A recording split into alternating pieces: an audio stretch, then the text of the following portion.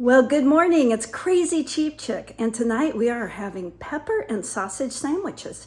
It's a sheet pan meal. It's so simple and so easy. You're going to love these sandwiches. I'm making some sweet potato fries to go with it. So come on, let's get cooking. I'm going to start out just by cutting up a couple of sweet onions and some peppers. I ended up cutting up about 1.5 onions and half a red pepper, half a green pepper, half a yellow pepper, and a full orange pepper because these are starting to get just a little past their prime. That seemed like a ton of sausage for 2 sandwiches, so I'm going to take this one and save it in a reusable baggie. I'm just going to put some olive oil in with the sausage and veggies. I'm also just going to use some seasonal. I got this off a clearance rack, so I don't think it really matters what brand of seasonal you use as long as you like it. And we're going to toss this and then put it onto a greased pan.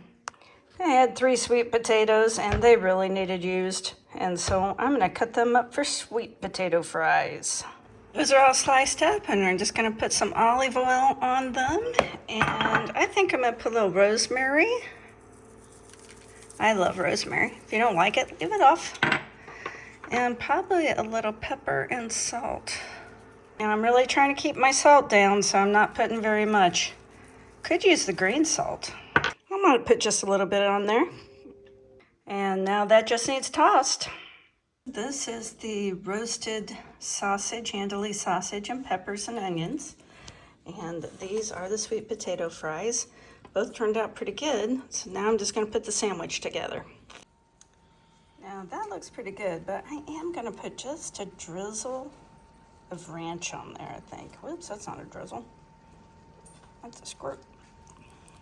Those sandwiches were outstanding. I hope you enjoyed this video. If you did, please give me a like, thumbs up, comment, share, or subscribe. That really makes me happy when people subscribe.